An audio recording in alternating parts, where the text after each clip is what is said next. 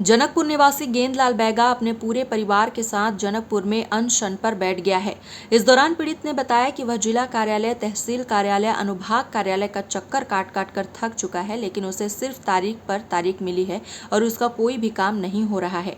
इससे त्रस्त होकर वह तहसीलदार कार्यालय के सामने अपने पूरे परिवार के साथ भूख हड़ताल पर बैठ गया है। इसके पूर्व कलेक्टर को 22 मार्च को जनदर्शन में ज्ञापन सौंपते हुए गेंदलाल बैगा ने बताया कि मेरे घर व निवासी पुश्तैनी भूमि को शासकीय बताते हुए 1 फरवरी 2023 को तहसीलदार ने नोटिस दिया कि 4 फरवरी 2023 को मकान खाली कर दिया जाए।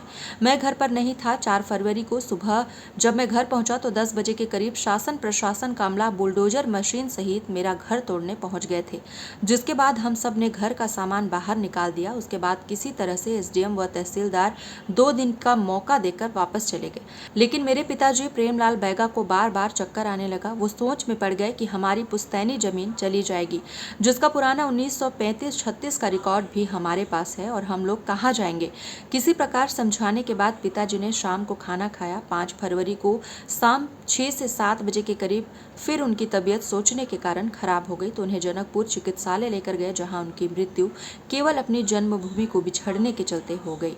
5 फरवरी को शाम 6 से 7 बजे के करीब फिर उनकी तबीयत सोचने के कारण खराब हो गई तो उन्हें जनकपुर चिकित्सालय लेकर गए, जहां उनकी मृत्यु केवल अपनी जन्मभूमि से बिछड़ने के चलते हो गई। शव के साथ राजनीति नहीं करते हुए हमने उनका क्रियाक्रम किया। प्रशासन द्वारा जो भी आश्वासन दिया गया था, आज तक कोई कार्रवाई होते नहीं दिख रहा है।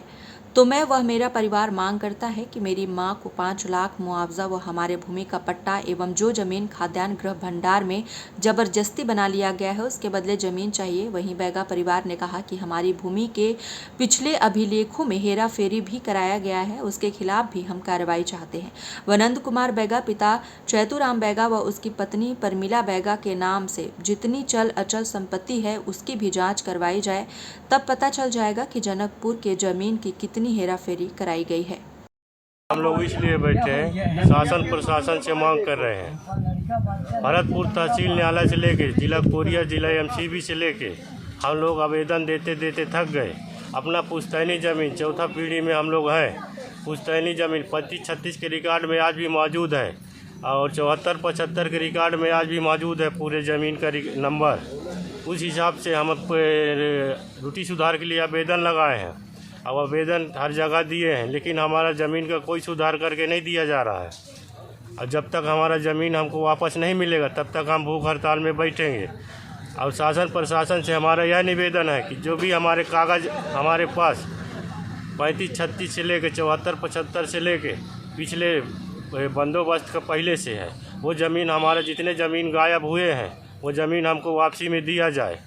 और दूसरी बात यह है कि शासन प्रशासन बंदोबस्त के द्वारा हम बैगा आदिवासी को ज़मीन को शासन का ज़मीन बनाते हुए अपना उसमें काबिज कास्ट के करके उसके क्या बोलते हैं सरकारी मकान बना रहे हैं और हमारे पट्टे के भूमि दूसरे के नाम से इलाट करके दूसरे को दे के पैसा खा के दूसरे को नाम करके अब वो ज़मीन पे भूबंटन वाली ज़मीन है। भूबंटन की ज़मीन के कहते रजिस्ट्री नहीं हो रहा है, तो सामान्य वर्ग के लोग में कैसे आया भूबंटन की ज़मीन।